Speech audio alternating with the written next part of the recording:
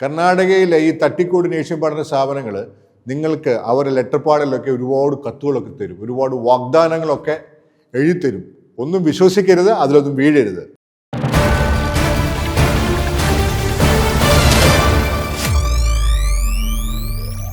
നമസ്കാരം, ഞാൻ M K Thomas. ഞാൻ ഈ പറഞ്ഞ ഒരു സംഗതി, നമ്മൾ അഡ്മിഷൻ എടുക്കുന്നു, കുറെ നാൾ കഴിയുമ്പോൾ നമ്മൾ വീണിരിക്കുന്ന ചതുക്കുഴിയെ പറ്റി മനസ്സിലാകും. അന്നേരം രക്ഷിതാക്കളും കുട്ടികളും ഒക്കെ മാനേജ്മെന്റിനോട് ചോദ്യങ്ങൾ ചോദിച്ചുകൊണ്ടിരിക്കും. അവർ പറയും, ശരി രക്ഷിതാക്കളെല്ലാം വരൂ, മീറ്റിംഗ് കൂടാം. ഈ മീറ്റിംഗ് വെച്ചാണെങ്കിലും പല കാര്യങ്ങളും നമ്മൾ ചോദിക്കും, ഉത്തരം മുട്ടും, മാനേജ്മെന്റ് കൊഞ്ഞനം കാണിക്കും. എന്ന് പറഞ്ഞ പോലെ ഒരു കൊഞ്ഞനം കുത്തി കാണിച്ച ഒരു സംഗതിയാണ് ഞാൻ ഇന്ന് പറയുന്നത്. SP college of nursing Bangalore ഇത് നടത്തുന്ന വലിയ ആശാന്മാരാ.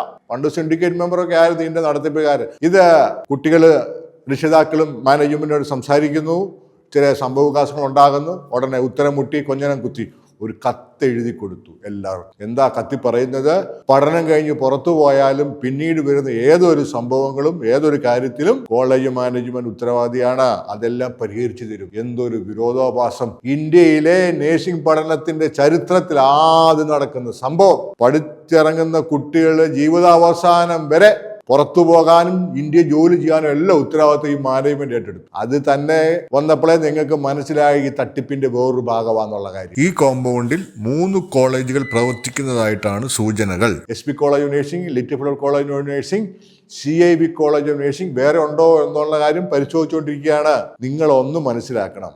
നിങ്ങളോട് നേരത്തെ ഞാൻ പറഞ്ഞു, ഈ കോളേജിന്റെ അടിയാധാര യൂണിവേഴ്സിറ്റി ഇരിപ്പുണ്ട്. മേടിക്ക്, ഒരു വിവരാവകാശ നിയമപ്രകാരം അപേക്ഷ കൊടുത്താൽ മതി. രാജീവ് ഗാന്ധി ആരോഗ്യ സർവകലാശാല, Indian nursing council, Karnataka state nursing, ഇവിടുന്ന് എല്ലാം വാങ്ങിക്കണം. എന്നിട്ട് നോക്കണം ഇതിന്റെ ബിൽഡിംഗ് ഇൻഫ്രാസ്ട്രക്ചർ എവിടാണ്, ഈ അധ്യാപകരൊക്കെ എവിടെ ഉണ്ടോ ഇല്ലയോ, നിങ്ങളെ പഠിപ്പിക്കുന്നുണ്ടോ, ക്ലിനിക്കൽ എവിടാണ്, മാസ്റ്റർ റൊട്ടേഷൻ പ്ലാൻ ഏതാണെന്നൊക്കെ പരിശോധിക്കണം. ഇന്ത്യൻ നഴ്സിംഗ് കൗൺസിലിന്റെ അംഗീകാരമൊന്നും ആവശ്യമില്ല എന്നൊക്കെ പലരും പറയും. പക്ഷേ ഡൽഹിയിൽ പ്രവർത്തിച്ചുകൊണ്ടിരിക്കുന്ന ഇന്ത്യൻ നഴ്സിംഗ് കൗൺസിൽ ഓഫീസും പൂട്ടി ഈ വെബ്സൈറ്റ് നിർത്തലാക്കിയാൽ ഞാൻ പറയും അത് വേണ്ടെന്നുള്ള കാര്യം. കോടതി ഉത്തരവൊക്കെ നിൽക്കട്ടെ, അതിനെ നമ്മൾ ബഹുമാനിക്കുന്നു. ബാക്കി എന്താണെന്ന് നോക്കാം. INC നാളെ ഇന്ന് വരെയും ഇതിനെക്കുറിച്ചൊന്നും വാ തുറന്നിട്ടില്ല.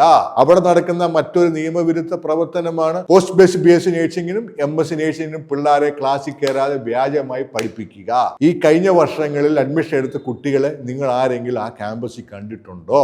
ഇല്ലെന്നാണെങ്കിൽ ചോദിക്കണം ഇവരെവിടാന്ന്. നാളെ ഒരു അന്വേഷണം വന്ന് ഈ ഒരു കാരണത്തിന്റെ പേരിൽ ഈ കോളേജിന്റെ അഫിലിയേഷൻ നഷ്ടപ്പെട്ടാൽ നിങ്ങളുടെ ഭാവി തൃശങ്കുവിൽ. അപ്പൊ യൂണിവേഴ്സിറ്റിയോട് ചോദിക്കണം. ഈ കുട്ടികളെ സംബന്ധിച്ച് നിരവധി വ്യാജ രേഖകളാണ് ഈ പ്രിൻസിപ്പളുമാര് യൂണിവേഴ്സിറ്റി കൊടുത്തിരിക്കുന്നത്. അത് പരിശോധിക്കുമ്പോഴേ ഈ പ്രിൻസിപ്പളുമാരുടെ അടിസ്ഥാന യോഗ്യത എന്താണെന്ന് മനസ്സിലാകും, ഇല്ലേ? പിന്നെ അവിടെ നിങ്ങളുടെ മീറ്റിംഗ് പങ്കെടുത്ത് ഈ വിഷയങ്ങൾ സോൾവ് ചെയ്ത് തരാം എന്നും പറഞ്ഞ് പുറത്തുനിന്ന് ആരാണ്ട് ഒരു മാനേജ്മെന്റ് വന്നെന്ന് പറഞ്ഞു. അവനൊന്നും ഒന്നുമല്ല, അത് വെറും ഒരു പ്രാഞ്ചിയായിട്ട് സ്റ്റൈല്, അത്രേ ഉള്ളൂ. അവനോ 4-5 കോളേജ് ഒന്നിച്ചു നടത്തി വലിയ റിസർച്ച് നടത്തുന്ന വ്യക്തിയാ.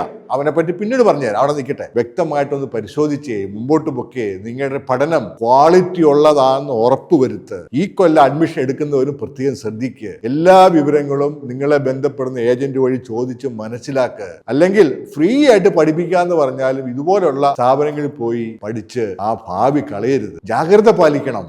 നിങ്ങളുടെ ഭാവി നിങ്ങളുടെ കയ്യിലാണ്. അപ്പം ചാനൽ സബ്സ്ക്രൈബ് ചെയ്യുക, ഷെയർ ചെയ്യുക, ലൈക്ക് ചെയ്യുക, കമന്റ് ഒക്കെ പറയുക, ബെൽ ബട്ടൺ അമർത്തിക്കൂ. പുതിയ അപ്ഡേഷനുമായിട്ട് വീണ്ടും വരാം. നന്ദി, നമസ്കാരം.